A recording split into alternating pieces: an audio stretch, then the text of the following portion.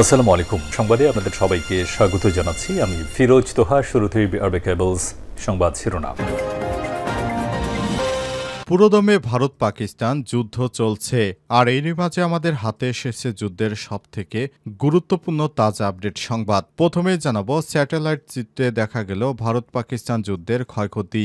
ভারত ও পাকিস্তান সম্প্রতি 4 দিনের সামরিক সংঘর্ষ ছিল গত অর্ধ শতাব্দীর মধ্যে সবথেকে বড় ধরনের লড়াই। উভয় দেশই ড্রোন ও মিসাইল ব্যবহার করে একে অপরের উপর হামলা চালিয়েছে, বড় ধরনের ধ্বংস সাধনের দাবি করেছে। তবে সত্যিকার অর্থে এই ক্ষয়ক্ষতি কতটা তা নিয়ে তৈরি হয়েছে ধোঁয়াশা। এবার স্যাটেলাইট থেকে জানা গেল যুদ্ধের প্রকৃত ক্ষয়ক্ষতি। এ বিষয়ে গুরুত্বপূর্ণ সংবাদ থাকবে, সঙ্গেই থাকুন। এরপর জানাবো, নরেন্দ্র মোদীর হাত ছেড়ে দিলেন যুক্তরাষ্ট্রের প্রেসিডেন্ট ডোনাল্ড ট্রাম্প। ভারত ও পাকিস্তান সাম্প্রতিক সংঘাত, উত্তেজনা, শান্তি প্রক্রিয়া এবং আগামী দিনের অনিশ্চয়তাগুলো নিয়ে একটি বিশ্লেষণ প্রকাশ করেছে পাকিস্তানের প্রভাবশালী ইংরেজি দৈনিক দ্য ডন। সেখানে জানানো হয়েছে, ভারতের হাত ছেড়ে দিয়েছে ডোনাল্ড ট্রাম্প, মোদী পড়লেন বিপদে। এ বিষয়ে গুরুত্বপূর্ণ সংবাদ জানাবো, সঙ্গেই থাকুন। এদিকে ইসরায়েল যুক্তরাষ্ট্রকে 600 ক্ষেপণাস্ত্র ছোড়ার হুমকি দিল ইরান।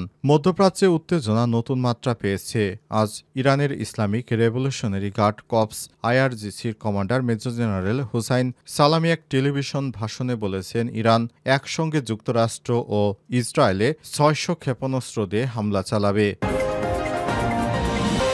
এবারে জানাবো, সাবেক ফিলিস্তিনি প্রধানের ভাইয়ের উপর ইসরায়েলের হামলা। ফিলিস্তিনি অবরুদ্ধ গাজা উপত্যকায় বিমান হামলা চালিয়েছে দখলদার বাহিনী। দেশটির দাবি, এবার গাজায় ফিলিস্তিনের স্বাধীনতাকামী সংগঠন হামাসের সাবেক প্রধান ইয়াহিয়া সিনওয়ারের ভাই মোহাম্মদ সিনওয়ারকে এই হামলার নিশানা করা হয়েছে। এবং সর্বশেষ জানাবো, মির্জা ফখরুলের সফল অস্ত্রোপচার। ব্যাংককে চিকিৎসাধীন বিএনপির মহাসচিব মির্জা ফখরুল ইসলাম আলমগীরের সফল অস্ত্রোপচার সম্পন্ন হয়েছে। আজ বাংলাদেশ সময় বিকাল 3টায় ব্যাংককের একটি হাসপাতালে তার এই অস্ত্রোপচার সম্পন্ন হয়। প্রিয় দর্শক, এতক্ষণ শুনছিলেন সংবাদ শিরোনাম, এবারে বিস্তারিত। তবে তার আগে বন্ধুরা, অনুরোধ থাকবে এই সংবাদটিতে একটি লাইক দিন। এই চ্যানেলে আপনি নতুন হয়ে থাকলে আমাদের সংবাদটি দেখতে দেখতে চ্যানেলটি সাবস্ক্রাইব করে রাখুন। কমেন্ট করে বন্ধুরা আপনার মূল্যবান মতামত জানিয়ে দিন আপনি বিশ্বের কোন দেশ থেকে বা বাংলাদেশের কোন স্থান থেকে আমাদের সংবাদটি দেখছেন এবং শুনছেন। আর বন্ধুরা, গাজা যুদ্ধে আপনি যদি নিরীহ ফিলিস্তিনিদের ভালোবেসে থাকেন, কমেন্টে ইয়েস লিখে বিশ্ববাসীকে জানিয়ে দিন। সংবাদটি আপনার সোশ্যাল মিডিয়া ফেসবুকে বন্ধুদের দেখার সুযোগ করে দিন। এবারে বিস্তারিত। স্যাটেলাইট চিত্রে দেখা গেল ভারত পাকিস্তান যুদ্ধের ক্ষয়ক্ষতির পরিমাণ। সম্প্রতি ভারত ও পাকিস্তানের মধ্যে 4 দিনের সামরিক সংঘর্ষ ছিল গত অর্ধ শতাব্দীর মধ্যে সবথেকে বড় ধরনের লড়াই। উভয় দেশই ড্রোন ও মিসাইল ব্যবহার করে একে অপরের সামরিক স্থাপনায় হামলা চালিয়েছে এবং বড় ধরনের ধ্বংস সাধনের দাবি করেছে। তবে সত্যিকার অর্থে এই ক্ষয়ক্ষতি কতটা তা নিয়ে তৈরি হয়েছে ধোঁয়াশা। এ বিষয়ে উভয় দেশের দাবি। উপগ্রহ চিত্র বিশ্লেষণ করে একটি প্রতিবেদন প্রকাশ করেছে দ্য নিউ ইয়র্ক টাইমস, যেখানে তুলে ধরা হয়েছে উপগ্রহ চিত্র বিশ্লেষণে দেখা যাচ্ছে দুই দেশের মধ্যে সংঘর্ষ বিস্তৃত হলেও বাস্তবে ক্ষয়ক্ষতি ছিল সীমিত। ভারত ও পাকিস্তান উভয় দেশ থেকে ছোড়া ড্রোন ও ক্ষেপণাস্ত্রগুলো নির্ভুলভাবে লক্ষ্যবস্তুতে আঘাত এনেছে, তবে ক্ষয়ক্ষতি অতটাও হয়নি যা তারা দাবি করেছে। প্রতিবেদনে বলা হয়েছে, ভারতের চেয়ে পাকিস্তানের সামরিক স্থাপনাগুলোর ক্ষতির পরিমাণ বেশি। উপগ্রহ চিত্র থেকে পাওয়া তথ্য অনুযায়ী পাকিস্তানের বেশ কয়েকটি ঘাঁটিতে ভারতের নিখুঁত হামলার প্রমাণ মিলেছে। করাচির কাছে ভোলারি এয়ার স্পেস বেজে একটি হ্যাঙ্গার আঘাতের দাবি করে ভারত এবং চিত্রে সেখানে স্পষ্ট ধ্বংসচিহ্ন দেখা গেছে। সবথেকে সংবেদনশীল লক্ষ্য ছিল ইসলামাবাদের কাছে নূর খান বিমান ঘাঁটি, যা পাকিস্তানের সেনাবাহিনী এবং প্রধানমন্ত্রীর কার্যালয়ের খুব কাছে এবং পারমাণবিক অস্ত্র নিরাপত্তা ইউনিটের খুব কাছাকাছি। সেখানে ভারত রানওয়ে এবং অন্যান্য স্থাপনায় হামলা চালায় বলে জানায়। 10 মে পাকিস্তানের রাহিম এয়ার খান বিমান ঘাঁটি সাময়িকভাবে বন্ধ করে দেওয়া হয়। এটি ভারতের হামলার পরপরই ঘটে। পাকিস্তানের পাঞ্জাব প্রদেশের সারগোধা বিমান ঘাঁটিতেও ভারতীয় বাহিনী দুটি রানওয়ে অংশ নির্মূলভাবে ক্ষেপণাস্ত্র ব্যবহার করে হামলা চালায় বলে জানায় ভারত, এবং এ বিষয়গুলো স্পষ্ট স্যাটেলাইটে দেখা গেছে।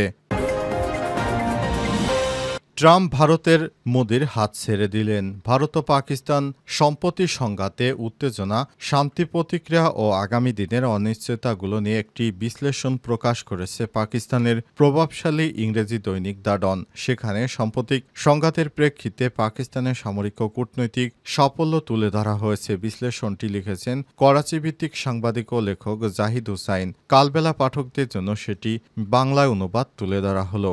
দক্ষিণ এশিয়ার দুটি পারমাণবিক শক্তিধর দেশের মধ্যে 4 দিনের তীব্র সংঘাত এবং সর্বাত্মক যুদ্ধে রূপ নিতে পারত।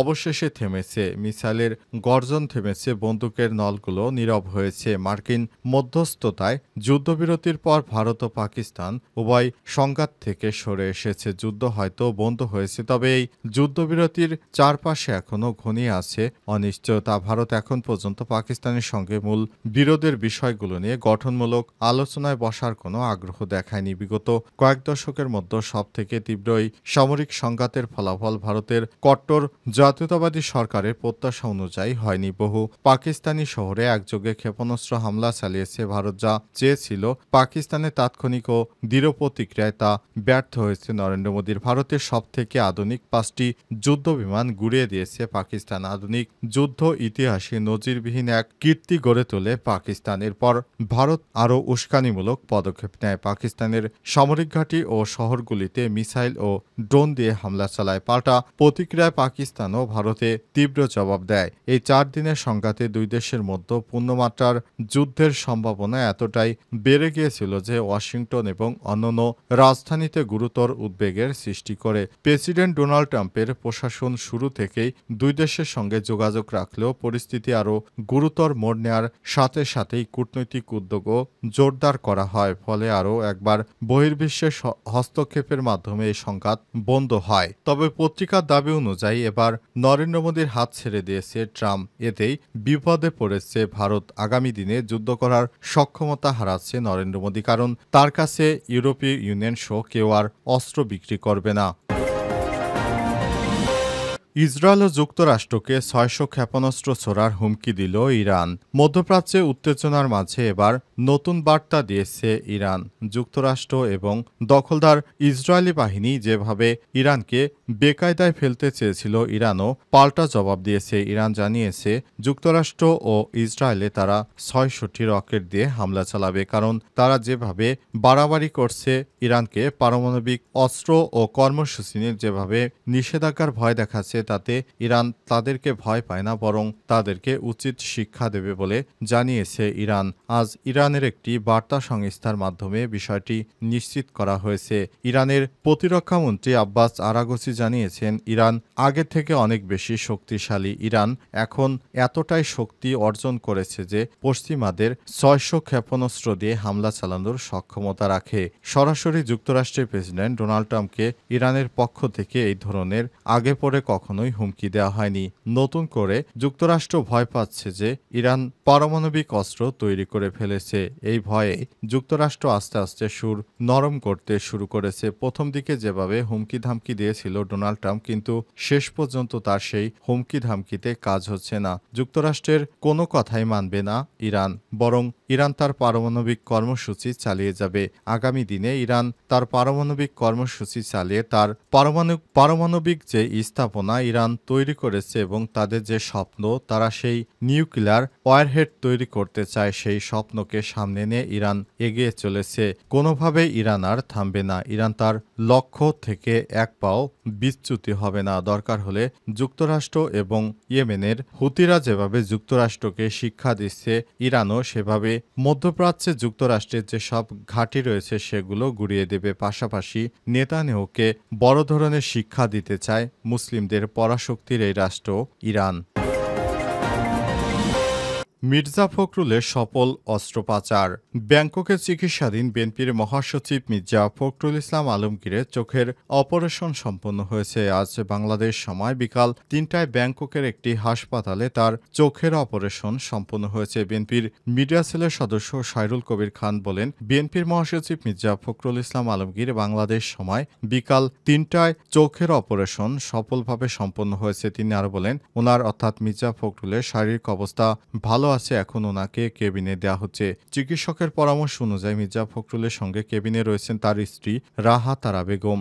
বিএনপির মহাসচিব মির্জা ফখরুল ইসলাম আলমগীর হঠাৎ করে তার চোখে সমস্যা দেখা দিলে তিনি তার ঢাকার একটি হাসপাতালে ডাক্তার দেখান। তবে সেখান থেকে জরুরি পরীক্ষা নিরীক্ষা শেষে জানানো হয়েছে তার উন্নত চিকিৎসা দরকার। এরপর সেদিন রাতেই জরুরি চিকিৎসা নিতে তার স্ত্রী রাহাতারা বেগমকে সঙ্গে নিয়ে ব্যাংককের উদ্দেশ্যে রওনা দিয়েছিলেন বিএনপির মহাসচিব মির্জা ফখরুল ইসলাম আলমগীর। অবশেষে সফলভাবে তার চোখের অস্ত্রোপচার সম্পন্ন হয়েছে। এরপর বিএনপির মহাসচিব মির্জা ফখরুল ইসলাম আলমগীর বর্তমানে বেড রেস্টে রয়েছেন। আশা করা যাচ্ছে আগামী কয়েকদিনের মাঝে তিনি আবারও আমাদের মাঝে ফেরত আসবেন। বিএনপির মিডিয়া সেলের সদস্য সাইরুল কবির খান বিষয়টি নিশ্চিত করেছেন। তিনি বলেন, বিএনপির মহাসচিব মির্জা ফখরুল ইসলাম আলমগীর এখন আপাতত ভালো আছেন। আশা করা যাচ্ছে খুব শীঘ্রই তিনি দেশে ফিরতে পারবেন। বিএনপির মহাসচিব মির্জা ফখরুল ইসলাম আলমগীর মাঝে মাঝেই তিনি তার শারীরিক চেকআপের জন্য সিঙ্গাপুরে যান। সঙ্গে থাকে তার স্ত্রী রাহা তারা বেগম।